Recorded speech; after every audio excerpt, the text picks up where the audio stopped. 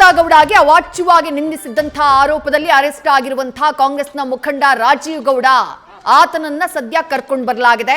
ಆ ದೃಶ್ಯಗಳನ್ನ ಗಮನಿಸ್ತಾ ಇದ್ದೀರಿ. ರಾಜೀವ್ ಗೌಡನನ್ನ ಅರೆಸ್ಟ್ ಮಾಡಿ ಕರ್ಕೊಂಡು ಬಂದಿದ್ದಾರೆ ಪೊಲೀಸರು. 10ಕ್ಕೂ ಹೆಚ್ಚು ದಿನಗಳಾಯಿತು ಘಟನೆ ನಡೆದು. ಒಬ್ಬ ಜನಪ್ರತಿನಿಧಿಯಾಗಿದ್ದಂತಹ ವ್ಯಕ್ತಿ ಪೌರಾಯುಕ್ತೆಗೆ ಅವಾಚ್ಯ ಶಬ್ದಗಳಿಂದ ನಿಂದಿಸುವಂತಹ ಕೆಲಸವನ್ನ ಮಾಡಿದ್ರು. ಅದಾದಂತಹ ನಂತರದಲ್ಲಿ ಕಂಪ್ಲೇಂಟ್ ದಾಖಲಾಗ್ತಾ ಇದ್ದ ಹಾಗೆ ತಲೆಮರೆಸಿಕೊಳ್ಳುವಂತಹ ಕೆಲಸವನ್ನ ಇದೇ ರಾಜೀವ್ ಗೌಡ ಮಾಡಿದ್ದ. ತಲೆಮರೆಸಿಕೊಂಡಂತಹ ನಂತರದಲ್ಲಿ ಅಜ್ಞಾತ ಸ್ಥಳದಲ್ಲಿದ್ದುಕೊಂಡೇ ನಿರೀಕ್ಷಣಾ ಜಾಮೀನನ್ನ ಪಡೆಯುವಂತಹ ಪ್ರಯತ್ನ ರಾಜೀವ್ ಗೌಡನಿಂದ ಆಗಿತ್ತು. ಆದ್ರೆ ಹೈಕೋರ್ಟ್ ವರೆಗೂ ಹೋದ್ರೂ ಕೂಡ ರಾಜೀವ್ ಗೌಡನಿಗೆ ನಿರೀಕ್ಷಣಾ ಜಾಮೀನು ಸಿಗಲೇ ಇಲ್ಲ.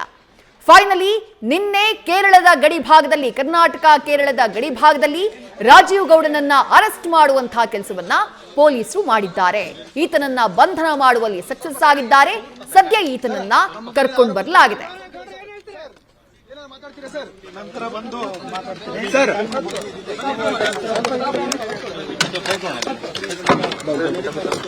ಚಿಕ್ಕಬಳ್ಳಾಪುರ ಜಿಲ್ಲಾಸ್ಪತ್ರೆಗೆ ರಾಜೀವ್ ಗೌಡನನ್ನ ಕರ್ಕೊಂಡು ಬಂದಿದ್ದಾರೆ ಪೊಲೀಸರು. ವೈದ್ಯಕೀಯ ಪರೀಕ್ಷೆಯ ಸಲುವಾಗಿ ಆತನನ್ನ ಕರ್ಕೊಂಡು ಬರಲಾಗಿದೆ. ವೈದ್ಯಕೀಯ ಪರೀಕ್ಷೆಯ ಬಳಿಕ ನೇರವಾಗಿ ರಾಜೀವ್ ಗೌಡನನ್ನ ಕೋರ್ಟ್ಗೆ ಹಾಜರುಪಡಿಸುವಂತಹ ಕೆಲಸ ಆಗುತ್ತೆ. ಶಿಡ್ಲಘಟ್ಟದ ಪರಾಜಿತ ಕಾಂಗ್ರೆಸ್ ಅಭ್ಯರ್ಥಿ 2023ರ ಚುನಾವಣೆಯಲ್ಲಿ ಸ್ಪರ್ಧೆಯನ್ನ ಮಾಡಿದ್ರು, ಸೋತಿದ್ರು. ಜೆಡಿಎಸ್ನ ರವಿಕುಮಾರ್ ಅವರ ವಿರುದ್ಧ ಕಾಂಗ್ರೆಸ್ ಪಕ್ಷದಲ್ಲಿ ಸಂಯೋಜಕರಾಗಿ ಕೆಲಸ ಮಾಡ್ತಾ ಇದ್ರು.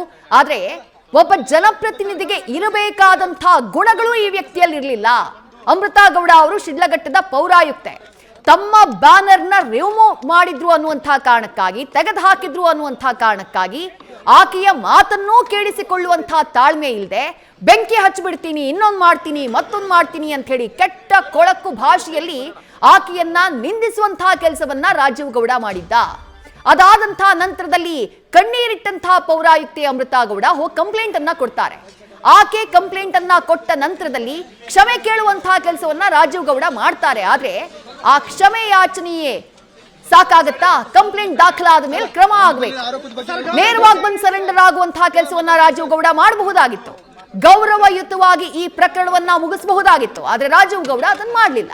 ಎಸ್ಕೇಪ್ ಆಗ್ಬಿಟ್ರು, ಏಕಾಏಕಿ ಎಸ್ಕೇಪ್ ಆಗ್ಬಿಟ್ರು.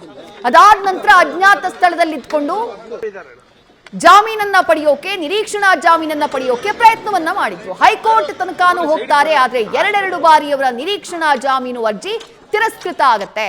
ಮತ್ತೊಂದ್ ಕಡೆ ರಾಜ್ಯ ಸರ್ಕಾರದ ಮೇಲೆ ಪ್ರೆಷರ್ ಇತ್ತು. ದಿನ ಬೆಳಗಾದ್ರೆ ಗೃಹ ಸಚಿವರು ಫೇಸ್ ಮಾಡ್ತಾ ಇದ್ದಂತಹ ಪ್ರಶ್ನೆ, ಸರ್ ಯಾಕೆ ರಾಜೀವ್ ಗೌಡ ನಿಮ್ಗೆ ಸಿಗ್ತಾ ಇಲ್ಲ? ಅಂಥ ದೊಡ್ಡ ಕ್ರಿಮಿನಲ್ ಆತನನ್ನ ಪತ್ತೆ ಹಚ್ಚೋದಕ್ಕೆ ಸಾಧ್ಯ ಆಗೋದಿಲ್ವಾ? ಈ ಮಧ್ಯೆ ಕಾಂಗ್ರೆಸ್ನ ಶಿಸ್ತು ಸಮಿತಿ ಪಕ್ಷದಿಂದ ಈತನನ್ನ ಅಮಾನತು ಮಾಡುವಂತಹ ಕೆಲಸವನ್ನ ಕೂಡ ಮಾಡಿತ್ತು. ನಿನ್ನೆ ಫೈನಲಿ ಮಂಗಳೂರಿನ ಉದ್ಯಮಿಯ ನೆರವಿನಿಂದ ಕೇರಳದ ಕಡೆ ಹೋಗ್ತಾ ಇದ್ದಂತಹ ರಾಜೀವ್ ಗೌಡನನ್ನ ಬಂಧಿಸುವಲ್ಲಿ ಪೊಲೀಸರು ಸಕ್ಸಸ್ ಆಗಿದ್ದಾರೆ. ಸದ್ಯ ಆತನನ್ನ ಚಿಕ್ಕಬಳ್ಳಾಪುರಕ್ಕೆ ಕರ್ಕೊಂಡು ಬರಲಾಗಿದೆ. ಚಿಕ್ಕಬಳ್ಳಾಪುರದ ಜಿಲ್ಲಾಸ್ಪತ್ರೆಗೆ ಕರ್ಕೊಂಡು ಬಂದಿದ್ದಾರೆ. ವೈದ್ಯಕೀಯ ಪರೀಕ್ಷೆಯನ್ನ ನಡೆಸುವ ಸಲುವಾಗಿ ಈ ಮೆಡಿಕಲ್ ಟೆಸ್ಟ್ ನ ನಂತರದಲ್ಲಿ ಕೋರ್ಟ್ಗೆ ರಾಜೀವ್ ಗೌಡನನ್ನ ಹಾಜರುಪಡಿಸುವಂತಹ ಕೆಲಸವನ್ನ ಪೊಲೀಸರು ಮಾಡಲಿದ್ದಾರೆ.